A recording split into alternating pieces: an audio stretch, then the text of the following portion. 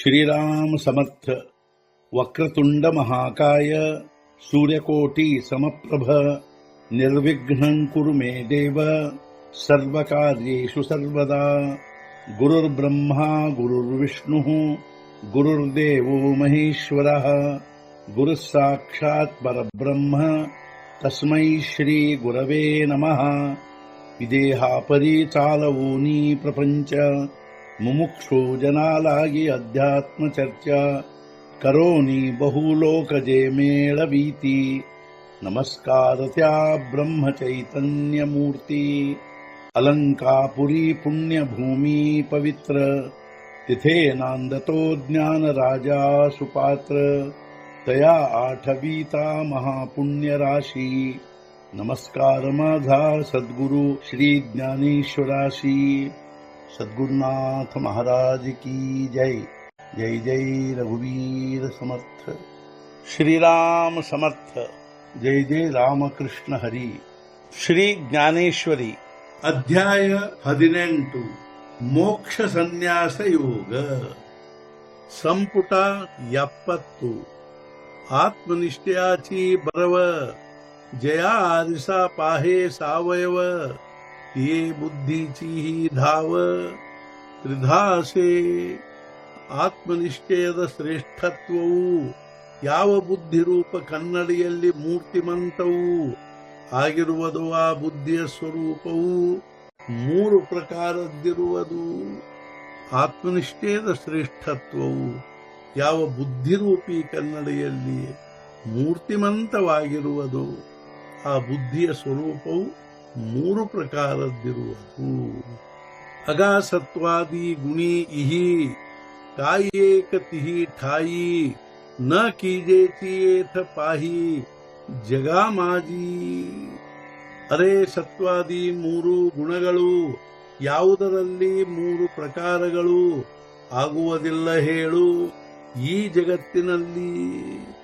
ಹೇ ಅರ್ಜುನ, ಈ ಜಗತ್ತಿನಲ್ಲಿ ಸತ್ವಾದಿ ಮೂರು ಗುಣಗಳು ಯಾವುದರಲ್ಲಿ ಮೂರು ಪ್ರಕಾರಗಳಾಗಿರುವುದಿಲ್ಲವೆಂಬುದನ್ನು ನೀನೇ ಹೇಳು. ಆಗಿ ನ ನಸತಾ ಪೋಟಿ ಕವಣಕಾಷ್ಠ ಅಸೆ ಸೃಷ್ಟಿ ಕೈಸೆ ತೇ ಕೈಚೆ ದೃಶ್ಯಕೋಟಿ ತ್ರಿಧಾಜೇನೂಹೇ. ತನ್ನಲ್ಲಿ ಅಗ್ನಿಯನ್ನಿಟ್ಟುಕೊಂಡಿರದೆ ಇರುವಂಥದು ಸೃಷ್ಟಿಯಲ್ಲಿ ಯಾವ ಕಟ್ಟಿಗೆ ಇರುವುದು ಅದರಂತೆ ಯಾವ ದೃಶ್ಯ ವಸ್ತು ಇರುವುದು ತ್ರಿವಿಧವಾಗದೆ. ತನ್ನಲ್ಲಿ ಅಗ್ನಿಯನ್ನಿಟ್ಟುಕೊಂಡಿರದೇ ಇರುವಂಥದು ಈ ಸೃಷ್ಟಿಯಲ್ಲಿ ಯಾವ ಕಟ್ಟಿಗೆ ಇರುವುದು ಅದರಂತೆ ತ್ರಿವಿಧವಾಗದೇ ಇರುವ ಯಾವ ದೃಶ್ಯ ವಸ್ತು ಇರುವುದು.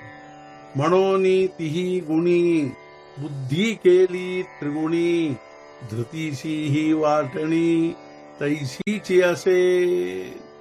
ಆದ್ದರಿಂದ ಮೂರು ಗುಣಗಳು ಬುದ್ಧಿಯನ್ನು ವಿಭಾಗಿಸಿರುವವು ತ್ರಿಗುಣದೊಳು. ಧೃತಿಯಲ್ಲಿಯೂ ಮೂರು ಪ್ರಕಾರಗಳು ಅದೇ ರೀತಿಯಾಗಿರುವವು. ಆದ್ದರಿಂದ ಮೂರೂ ಗುಣಗಳು ಬುದ್ಧಿಯನ್ನು ತ್ರಿಗುಣದಲ್ಲಿ ವಿಭಾಗಿಸಿರುವವು. ಅದೇ ರೀತಿ ಧೃತಿಯಲ್ಲಿಯೂ ಮೂರು ಪ್ರಕಾರಗಳಿರುವವು. ತೇಚಿ ಏಕವೇಗಳಾಲೆ ತೇಥ ಚಿಹ್ನಿ ಅಳಂಕಾರಲೆ ಸಾಂಗಿಜೇಲ ಉಪಾಯಿಲೆ ಭೇದಲೇ ಪಳೆ. ಅವುಗಳನ್ನೇ ಬೇರೆ ಬೇರೆಯಾಗಿ ಯಥಾಲಕ್ಷಣ ಉಳ್ಳವುಗಳಾಗಿ ಭೇದಗಳಿಗನುಸಾರ ವಿಸ್ತಾರವಾಗಿ ಹೇಳುವೆನು. ಅವುಗಳನ್ನೇ ಬೇರೆ ಬೇರೆಯಾಗಿ ಯಥಾಲಕ್ಷಣ ಉಳ್ಳವುಗಳಾಗಿ ಅವುಗಳ ಭೇದಗಳಿಗನುಸಾರ ವಿಸ್ತಾರವಾಗಿ ಹೇಳುವೆನು. ಪರಿ ಬುದ್ಧಿ ಧೃತೀಯ ದೋಹಿ ಭಾಗ ಮಾಜಿ ಧನಂಜಯ. ಆಧಿ ರೂಪ ಬುದ್ಧೀತಿಯ ಭೇದಾಶಿಕರು. ಆದರೆ ಬುದ್ಧಿ ಧೃತಿ ಎಂಬವುಗಳಲ್ಲಿ ಅರ್ಜುನ ಈ ಎರಡು ಭಾಗಗಳಲ್ಲಿ ಮೊದಲು ಬುದ್ಧಿಯ ಸ್ವರೂಪವನ್ನಿಲ್ಲಿ ವರ್ಣನೆ ಮಾಡುವೆನು. ಆದರೆ ಹೇ ಅರ್ಜುನ, ಈ ಸಂಸಾರದಲ್ಲಿ ಪ್ರಾಣಿಗಳಿಗೆ ಬರುವ ದಾರಿಗಳೂ ಕೂಡ ಉತ್ತಮ, ಮಧ್ಯಮ, ಕನಿಷ್ಠಗಳೆಂಬ ಮೂರು ಆಗಿರುವವು. ಜೇ ಅಕರಣೀಯ ಕಾಮ್ಯ ನಿಷಿದ್ಧ ತೇಹೇ ಮಾರ್ಗ ತೀನ್ಹಿ ಪ್ರಸಿದ್ಧ ಸಂಸಾರ ಭಯೇ ಸಬಾಧ ಜೀವಾಯೇಯ. ಅಕರಣ, ಕಾಮ್ಯ ಹಾಗೂ ನಿಷಿದ್ಧ ಈ ಮೂರು ಮಾರ್ಗಗಳು ಪ್ರಸಿದ್ಧ. ಜೀವಿಗಳಿಗೆ ಸಂಸಾರ ಭಯವುಳ್ಳವುಗಳಾದ್ದರಿಂದ ದೋಷಯುಕ್ತವಾಗಿರುವವು. ಜೀವಿಗಳಿಗೆ ಅಕರಣ, ಕಾಮ್ಯ ಹಾಗೂ ನಿಷಿದ್ಧ ಈ ಮೂರೂ ಮಾರ್ಗಗಳು ಸಂಸಾರ ಭಯವುಳ್ಳವುಗಳಾದ್ದರಿಂದ ದೋಷಯುಕ್ತವಾಗಿರುವವೆಂಬುದು ಪ್ರಸಿದ್ಧ. ಪ್ರವೃತ್ತಿಂಚ ನಿವೃತ್ತಿಂಚ ಕಾರ್ಯಾಕಾರ್ಯೇ ಭಯಾಭಯೇ ಬಂಧಂ ಮೋಕ್ಷಂಚ ಯಾವೇತ್ತಿ ಬುದ್ಧಿಸ್ಥ ಪಾರ್ಥ ಸಾತ್ವಿಕೀ.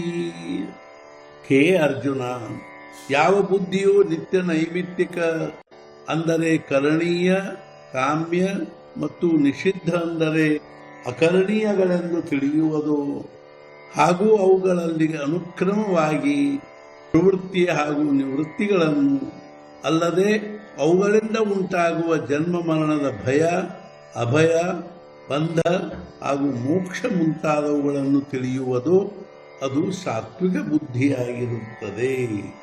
ಮನೋನಿ ಅಧಿಕಾರೇ ಮಾನಿಲೆ ಜೇ ವಿಧಿ ಚೇನಿ ಓಘೆ ಆಲೆ ತೇ ಏಕಚೇತ ಭಲೆ ನಿತ್ಯ ಕರ್ಮ. ಆದ್ದರಿಂದ ಅಧಿಕಾರ ಸಮ್ಮತವಾದುದು, ಪ್ರಾರಬ್ಧಾನುಸಾರ ಪ್ರಾಪ್ತವಾದದ್ದು, ಇಲ್ಲಿ ಇದೊಂದೇ ಯೋಗ್ಯವಾದದ್ದು ನಿತ್ಯ ಕರ್ಮ. ಆದ್ದರಿಂದ ಅಧಿಕಾರ ಸಮ್ಮತವಾದದ್ದು, ಪ್ರಾರಬ್ಧಾನುಸಾರ ಪ್ರಾಪ್ತವಾದದ್ದು ಹಾಗೂ ಇದೊಂದೇ ಯೋಗ್ಯವಾದದ್ದು ಯಾವುದೆಂದರೆ ಅದೇ ನಿತ್ಯ ಕರ್ಮವಾಗಿರುವುದು. ತೇಚಿ ಆತ್ಮಪ್ರಾಪ್ತಿ ಫಲ ದಿಠಿ ಸೂನಿ ಕೇವಳ ಕೀಜೆ ಜೈಸೆ ಕಾ ಜಳ ಸೇವಿಜೆ ತಾಹನೆ.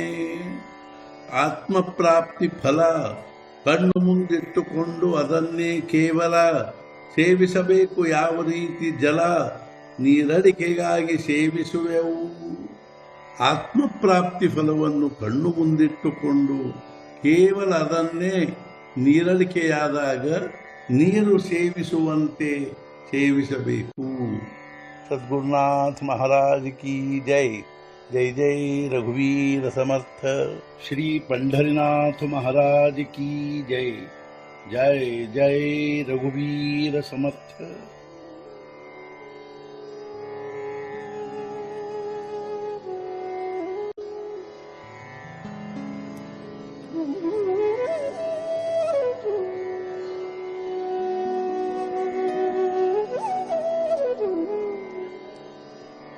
Mm-hmm.